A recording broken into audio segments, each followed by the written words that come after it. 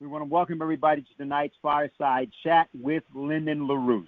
Some people have asked me why I call it that since Mr. LaRouche is deceased.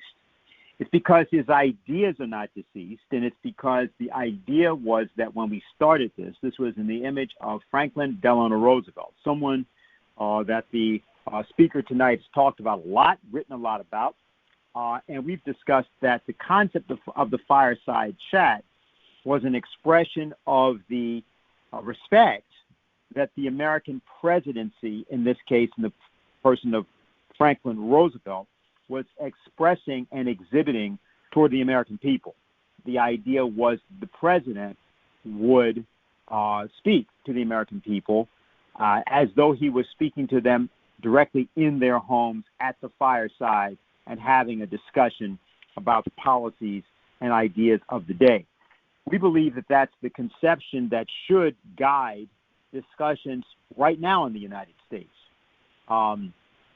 Things like Zoom and social media, these other things, have an impersonal quality, even though they're very convenient.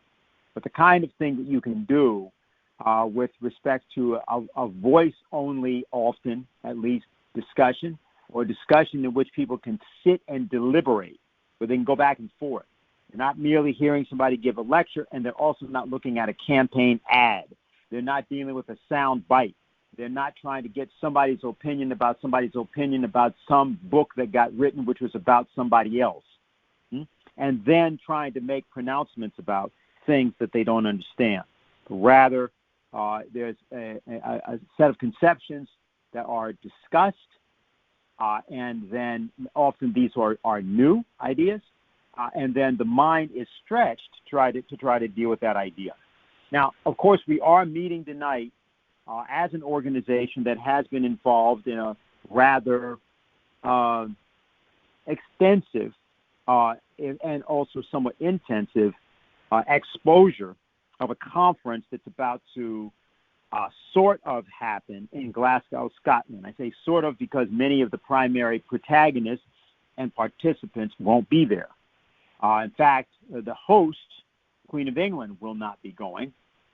Xi Jinping will not be going. Vladimir Putin will not be going. There may be addresses, perhaps, of one type or another that may come, but they are not there in person. Joe Biden is going, but he is not going there, so far at least, with any finalized agreement from the Congress of the United States to deliver an actual package with teeth on implementing various elements of climate change, the process that Donald Trump took America out of in his first year of the presidency.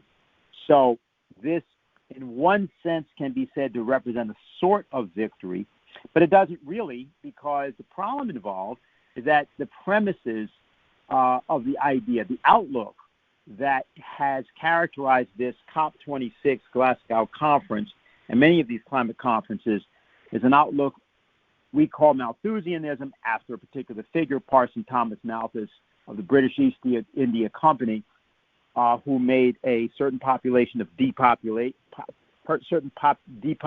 policy very popular in the period of the 1790s, 1800s, and so on. But really, that policy itself is only got teeth because people have a despair about the nature of human beings, the purpose of human beings, and the purpose of nation states achieving a level of prosperity which has the purpose not merely of making the people that achieve it happy, but there's a higher purpose on behalf of the human race as a whole, which requires that the struggles for food, clothing, and shelter be put behind mankind, consigned to the adolescence of mankind in favor of a true adult identity, which the human race basically has yet to attain, except in the form of some of its great thinkers and scientists and poets. They're all thinkers, one of which we're going to be discussing tonight. The idea that we put forward for this way we described it was William Shakespeare and the art of American statecraft. And so what we're going to do is we're going to take up tonight that discussion. Gerry Rose will be leading it, and we'll be going to questions and answers and comments right after his presentation concludes. And anything that people wish to ask about the political context, there are many things, many directions in which it could go. Afghanistan, Haiti, this, that. We'll take those things up, but only from the standpoint of the ideas we're about to present. And so Gerry Rose will get started now, and as I said, we'll open up the queue at a certain point, and we'll give you all your chance to ask questions or to make the comments that you have about the matters of the day and the matter that he is about to present. So, Gerry? Yeah, thank you, Dennis. I was very heartened by Vladimir Putin's speech at the Valdai conference, in which he took on this cancel culture question in a very direct way, frankly, in a way that really nobody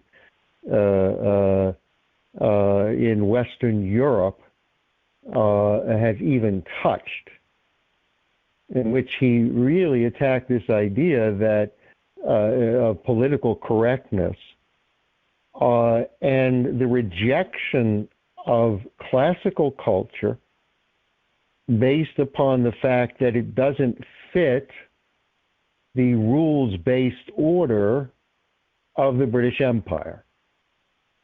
That there are a set of new so-called axioms, the woke culture, which said that everything that doesn't represent a reference to racism in the United States or a reference to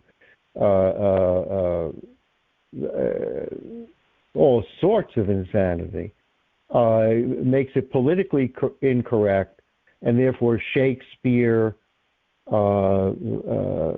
classical music, all of this doesn't fit our modern times. And Putin really attacked that in a very effective manner. And I was very heartened because he did reference Shakespeare. And I'm going to go at it in a certain way, because the reality is that Shakespeare made a certain fundamental discovery in a body of work which is the greatest outpouring of insight into character and history that really has ever been done. I think you could argue Schiller does it, but Schiller would argue in a different way. Now, I want to reference the last period of Shakespeare's life, what we would call the late Shakespeare. And the reason I say this is because those who have studied Beethoven can reference a certain turning point in his compositional method, in which he creates some of the most powerful works in all of history. And there was a very dramatic turning point. Others can pinpoint that. That's not what we're going into tonight. But this was always characterized, and since many of us had worked with LaRouche for, in many cases, 40, 50 years, there was what I would call the late LaRouche. And we could argue about exactly at what point that capacity emerged, but it was an almost willful calling up of the creative capacity to speak directly to each individual on the deepest level of their existence in such a way that you could call forth, and many of us remember this Dennis is probably the person who remembers it best, being transformed, literally. You're sitting there, and it's what LaRouche used to describe in classical drama. You're not aware that LaRouche is speaking. You're not aware of anything except that you keep getting moved deeper and deeper into your own soul, such that a kind of transformation. And I remember it very directly when I was young, but even much older too, in this late period, where you didn't want it to end. And then when it ended, you were a better person if you weren't dead. I mean, if you weren't dead inside, if you could connect at all. And that is a quality that LaRouche used to describe as creativity per se. That's the highest of the highest hypothesis. You were moved to think in a way about creativity itself, what it means to be human, because we're uniquely creative as a species. And in these late periods of LaRouche, of Beethoven, and what I will discuss tonight, Shakespeare, give you a profound insight, and in Shakespeare's case in particular, because, LaRouche was after the American Revolution in terms of statecraft. But Shakespeare was before the American Revolution. Though the principles of the late Shakespeare completely transformed from the society that he was in to a deep, profound insight into what the nature of man is, and therefore the principles upon which a new type of government, which was emerging with Nicholas of Cusa in the early in the 1430 to 1460, was emerging in the Concordante Cattolica. But in the great insight of Shakespeare and then later Schiller and, of course, our own great statesman, a new idea of man and a form of government emerged out of a discussion of creativity per se, or what does it mean to be human? And that's what we're going to discuss tonight. Now, there was a major cover-up, as you can well imagine, because it was in the bowels of the British collapse of the British, really the English system under Henry VII. There's a whole lot of things I'm not going to go through tonight. But as we know, Henry VII established in a very ruthless manner the Elizabethan period. His son, Henry VIII, was completely captured by Venice, and that's a whole other story. But Elizabeth was an interesting character. And again, I think Schiller gets at the complexities. If you play Maria Stuart right, you will get at some of the complexities of what she was dealing with, Elizabeth. And this was, of course, the age in which Shakespeare flourished and created a teaching institution called the theater, called the classical theater, in which 10,000 people a week, and the elites, and not just the elites, but the working men of England participated in. Now, what is the late Shakespeare? Normally, there are three plays that represent this transformation. One was Cymbeline, The Winter's Tale, and finally The Tempest, which was the last play he wrote.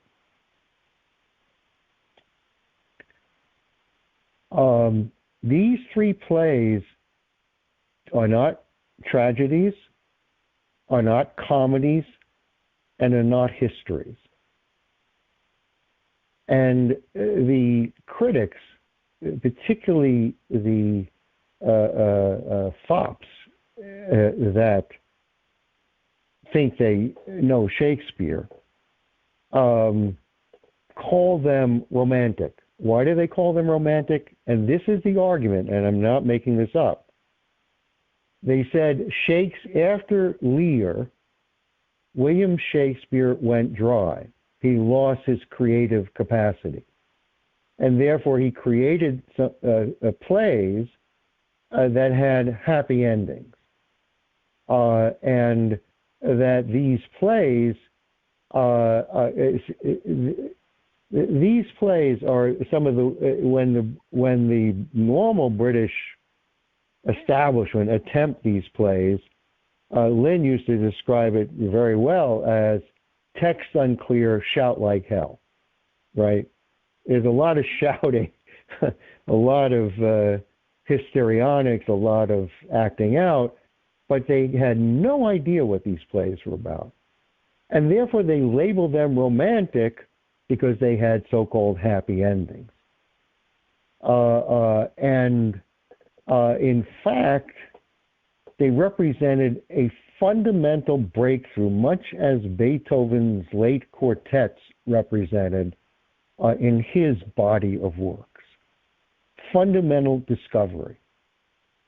And a new conception emerges from these last plays. Now, you can argue, and I think Shelley argues, and so does Keats in a different way, that Lear was the quintessential, the greatest tragedy ever written. And when played right, there's a certain argument that can be made on that, and I would make that argument. So what was the question? What happened which really gave me a certain insight? Because I had come across Cymbeline in a different manner. I wasn't looking for the late Shakespeare or anything like that. I was studying the Roman plays. I wrote a piece on that years ago, in which, this is of course, Julius Caesar, and then Antony and Cleopatra, and then Coriolanus, and then Cymbeline. But Cymbeline was a totally different, had a totally different character than the other three plays. And this was one of the three last plays that Shakespeare wrote. So it certainly piqued my imagination about, well, what is this here? Which we'll get into. I'm not just going to leave you hanging.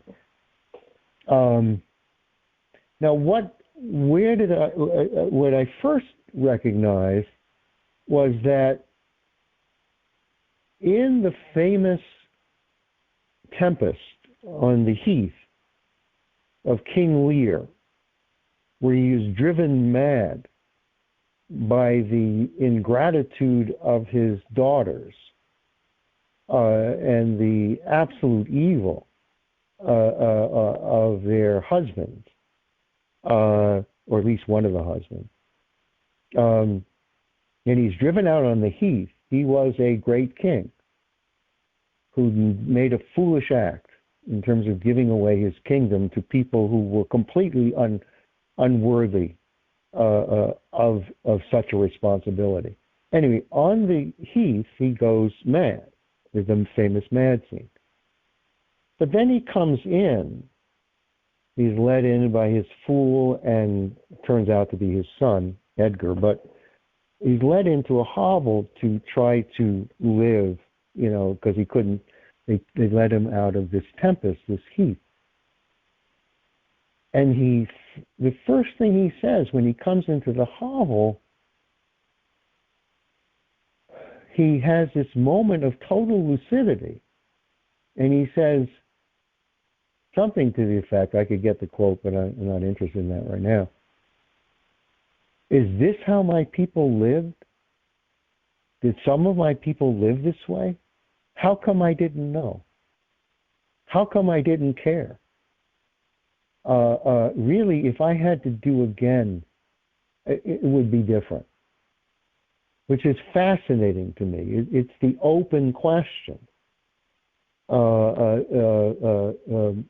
that Shakespeare takes up in the three last plays in these late Shakespeare. He is driven, as Shakespeare is driven, as was Beethoven, as was Nicholas of Cusa, by the fact that James I, and I'm not going to go, I could do a long discussion of just that, came to power in 1601 after Elizabeth died. And Venice, the Venetian Empire, had completely captured James I. And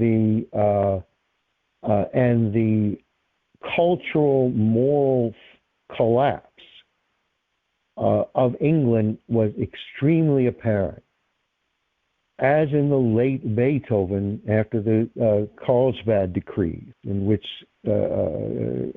great classical art was practically banned. Beethoven reached deeper inside, much as Dante in the famous Commedia says to himself, if civilization is going to emerge, then it is up to me to find a capacity to uplift all of mankind, which was Lynn's total commitment. And therefore Shakespeare was driven.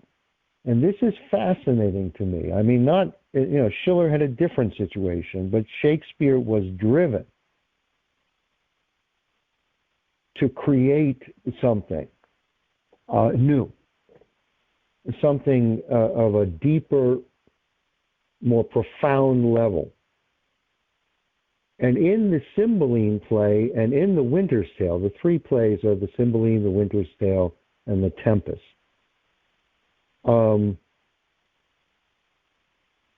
In the Cymbeline and in the Winter's Tale, two kings go crazy at the beginning.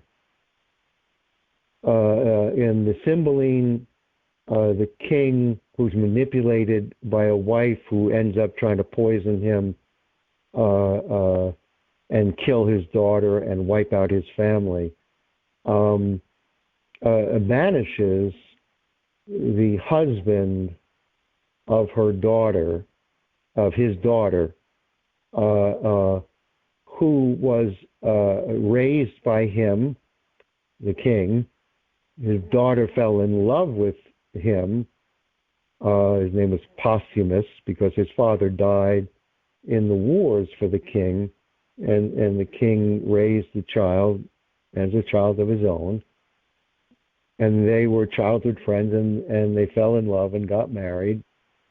And the king banishes him. It's the first act, driven insane by his own queen, who's trying to kill him.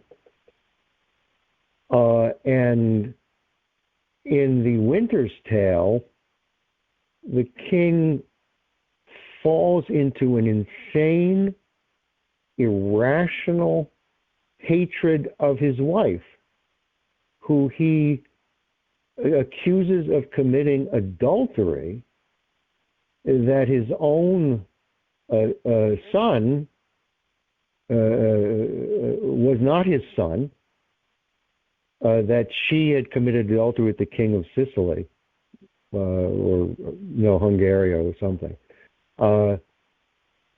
And he goes into such an insane rage he accuses her of that the son is not her son. He is about to kill her. And his own son, who he dearly loved, dies, because he was a bit weak, dies because he's about to destroy his mother. And then he has a certain reality principle, and then the end of the beginning of the play, the oracle comes and says his wife is completely innocent, but she has died, or so it is. So you do believe, and it is attested to by her close confidant, that she died because of the shock of the situation. So the plays, both plays, the Tempest is a different thing, but both plays start with kings going insane, like Lear in a sense. Now, what does Shakespeare do? In the very complex Cymbeline, his daughter goes to find her husband in Rome, because he's banished to Rome. In Rome, the husband is being goaded by a figure like Iago, saying that he could seduce his wife, that his wife is not really faithful to him. So stupidly, he takes the bet. And it just gets extremely complex. I'm not going to go through the whole play. But the critical element is that his daughter, the king's daughter, flees the court to seek her husband, and her name is Fidele.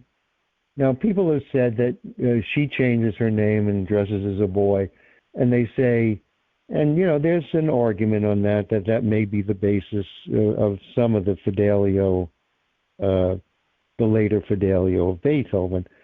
That's a complicated question. I'm not going to get into that. But then what she does is she meets up in Wales, where she's going to, she's set up to meet her husband when her husband believes that she has committed adultery with this Iachimo, who is this character like Iago. And he fakes all the accoutrements of her room, and it's complicated. Anyway, her husband wants her dead, but she doesn't know that. But she's such a good person and such an honest person that her husband's confidant, who's supposed to kill her, says, "Get away from here. There's something very wrong," right? So she meets up with these woodsmen, who happen to be, the king had done one of his soldiers wrong, accused him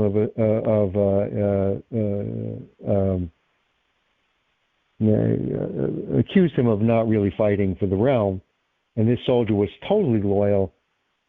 And out of anger, this soldier stole both of his sons, but never told the sons. So he raises them in the wilds of Wales as huntsmen, as totally honest, hardworking, but noble young men. But they don't know they're noble. They don't know they were born of a king. So the Fidele takes a potion to get to sleep, but it was designed to kill her, and it doesn't kill her because it's a complicated story, but it doesn't kill her. But the young huntsmen come back, and they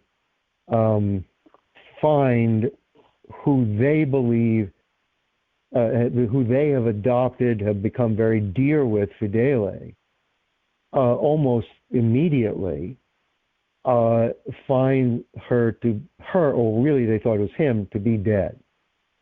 And they sing this song at the end, and it's a very famous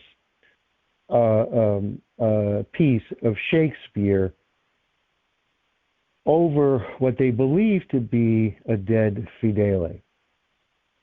And I'm going to read it. Now, I'm not a Shakespearean actor, but I'll do the best I can. Fear no more the heat of the sun, nor the furious winter's rages. Thou thy worldly task hast done, home are gone, and ta'en thy wages. Golden lads and girls all must, as chimney sweepers, come to dust. Then another voice, another reader. Fear no more the frown of the great. Thou art past the tyrant's stroke. Care no more to clothe and eat. To thee the reed is as an oak. The scepter, learning, physic must all follow this and come to dust. Fear no more, another voice, fear no more the lightning flash, nor the dreaded thunderstone. Fear not slander, censure rash. Thou hast finished joy and moan. All lovers young, all lovers must consign to thee and come to dust. No exorciser harm thee, nor no witchcraft charm thee. Ghost unlaid forbear thee, nothing ill come near thee. Quiet consummation, and renown be thy grave. Well, it turns out she did not die, and Rome invades Britain, invades the king, Cymbeline. And in the course of the fight, these young men and their father come to the aid of the king that betrayed them, Cymbeline. And in the course of the fight, the Romans seem to win, but these three young lions, or two young lions, and their father save the kingdom and defeat Rome. And Fidele, who is now woken up and they realize was alive, accompanies them to meet the king. The king does not know that they are his sons and does not know that Fidele is his daughter, who he believes is dead. And in the end, the soldier, who was noble and loyal the whole time, who raised his sons noble and loyal, recognized that it indeed, he tells them, these are your sons. And in the course of the, just an amazing ending, Fidele, the Iachimo, who set up, the wife of Posthumus, admits to Posthumus that he had done a terrible wrong, that he lied to him, that his wife was pure beyond belief. And Posthumus, who fought very bravely for the king,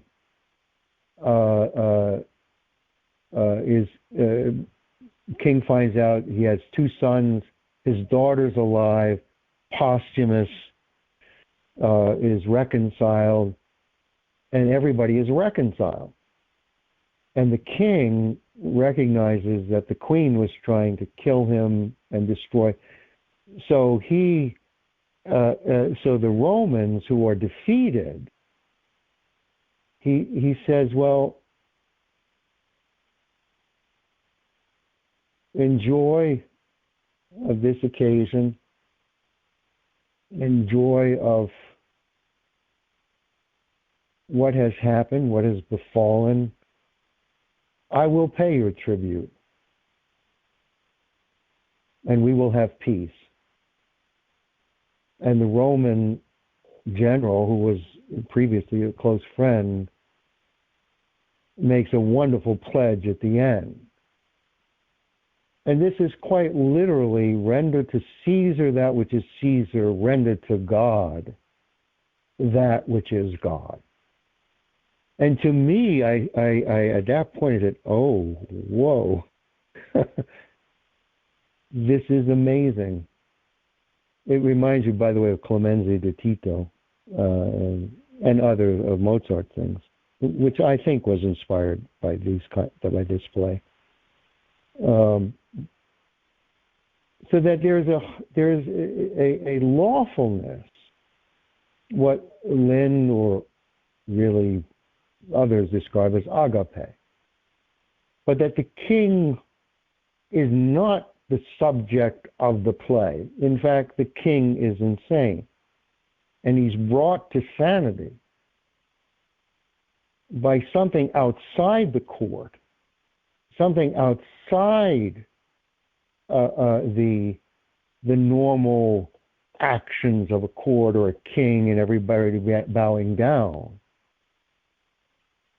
And this, to me, was the resolution of the three other Roman plays. And I said to myself, and I may be, I don't think I'm the only one, but at least that I know, said, oh my God, this is late Shakespeare. And I discussed it around with certain people, and they thought, well, this does make sense. Because these plays, I found out later, after the Cymbeline, were called romantic. That Shakespeare had lost his creative powers and he was writing trash or something, right? Which is mad. It's just mad.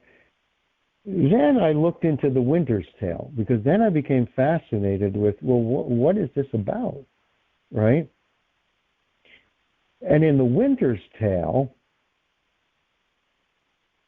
you have, again, a king that goes insane, that realizes by the first act that he's the king of Sicily, goes insane, and realizes by the end of the first act, he had killed his wife by his insanity, killed his son by his insanity, and his best friend, the king of Bohemia, who he had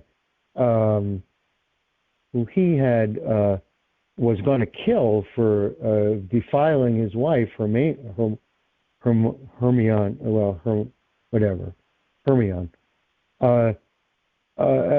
leaves the court with his best advisor, who told the king he was acting crazy, but told his friend, the king of Bohemia, get out of here, right?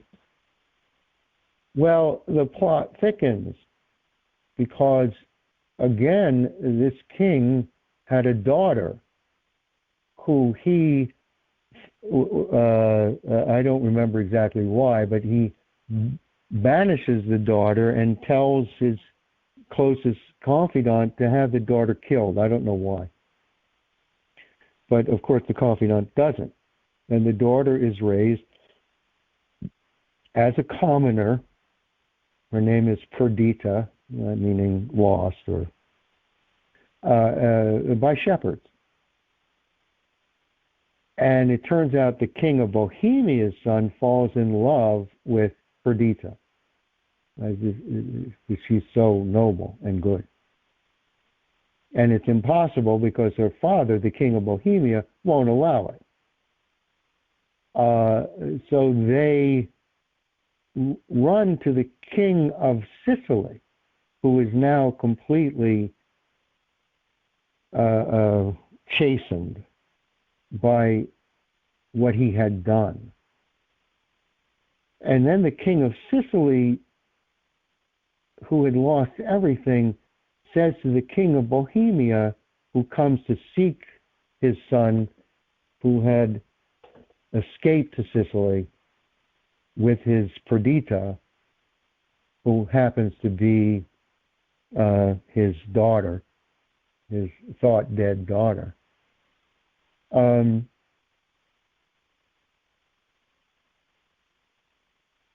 He argues that, look what happened to me, don't do this. Don't do this. And the king of Bohemia does not relent, but finally does. And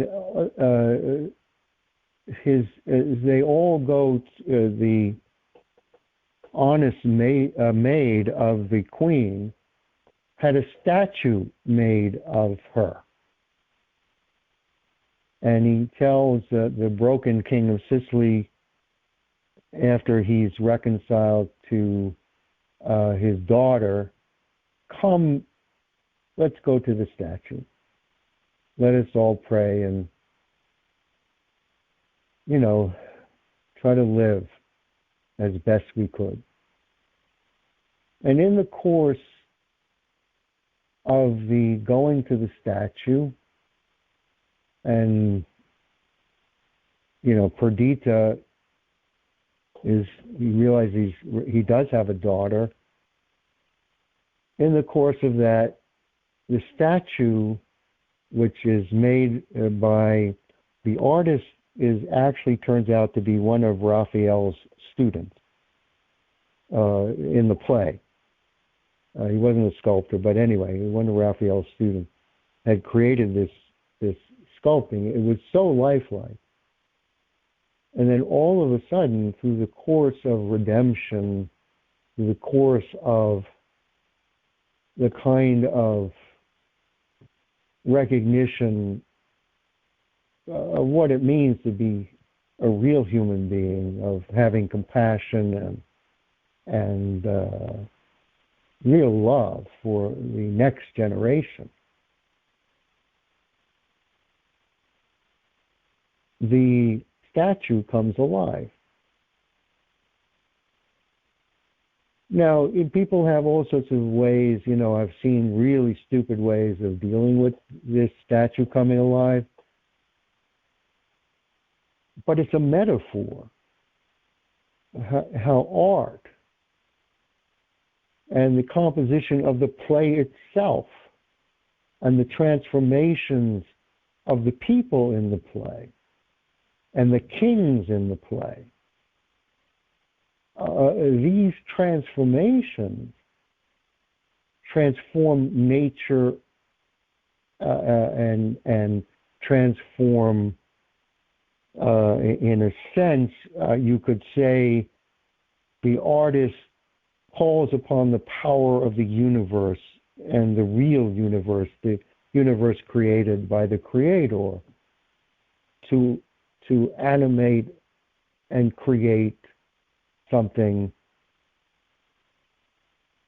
that would, it's a transformation which affects, art affects nature, in fact, as we know through Vernadsky and LaRouche and others.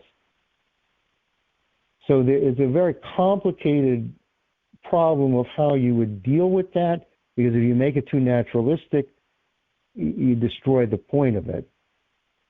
So the whole play has to hold together. I've never seen it done right. I've never seen Cymbeline done right. Never.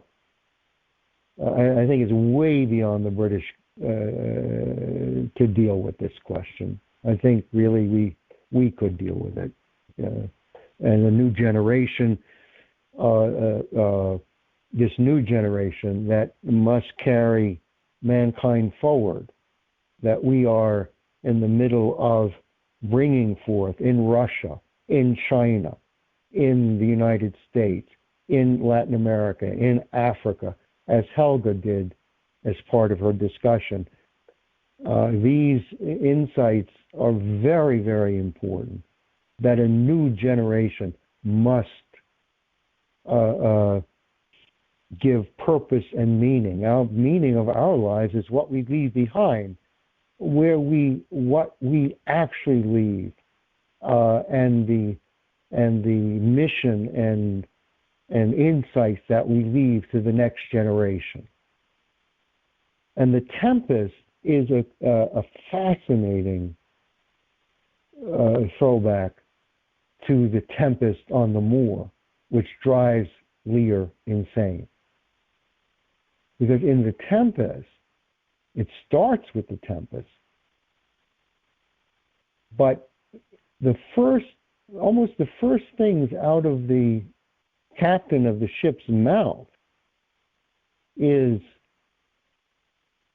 Tempests do not recognize titles of nobility. So if we're going to drown, or if we're going to make it, we're going to make it on our wits, our strength, and our intelligence. Your titles mean nothing here. And of course, Prospero, who had been completely wronged and usurped, deposits the three different types along the island. And again, this can get really weird in the hands of the British. They can get really weird. But if you put it in the context of the two other plays, it becomes very obvious. Prospero is Shakespeare. Prospero is the artist. Prospero, and in order to bring these people to their sanity, you must destroy all their ideas of what this court means, what this crap means. And indeed, I'm going to be a little truncated here. Miranda and the king's son, who had usurped Prospero, fall in love. And Prospero does this very funny thing about making them really work for it, as opposed to, just, voila. And again, there's this amazing reconciliation, which I won't go through. You have to read it. Please don't look at anything. It's really silly stuff on the Tempest. But how does he end? And this is the epilogue spoken by Prospero. Now my charms are all o'erthrown, and what strength I have's my own, which is most faint. Now 'tis true, I must be confined by you, or sent to Naples. Let me not, since I have my dukedom got, and pardon the deceiver, dwell in this bare island by your spell, but release me from my bands, with the help of your good hands. Gentle breath of yours my sails must fill, or else my project fail, which was to please. Now I want spirits to enforce, arts to enchant, and my ending is despair, unless I be relieved by prayer, which pierces so that it assaults mercy itself and frees all faults. As you from crime would pardon be, let your indulgence set me free. Which is really a what have you, I'm telling you, it's now up to you. You must be great. You must be good. And to me, these three plays represent a break from this idea that power means anything, but that goodness, truth, the future as represented by a younger generation is truth, is what government is for, and redeems those who understand it. And this, to me, is the very basis for our American republic. We rejected kings. We rejected titles of nobility. In order to form a more perfect union. And many of our founding fathers were steeped in Shakespeare and the Bible. And therefore, the type of government that represents the future, as Vladimir Putin said, and as tomorrow you will hear, and Richard and Laney are going to do an incredible job. I've read Richard's piece. I know what Laney knows on what Xi Jinping means for the future of his country, and particularly its children, in the idea of aesthetic education. Without classical education, without this kind of elaboration of these insights, you can only live under tyranny. With the development of a new generation who understands in a more profound way, because of what we leave behind, for what we are committed to. We have geniuses in Putin and Xi Jinping. We have geniuses in Helga. We have geniuses who, like Shakespeare, discover what is necessary to bring mankind forward. That's what a republic is. That's what we're committed to. That's what Lake Shakespeare teaches us.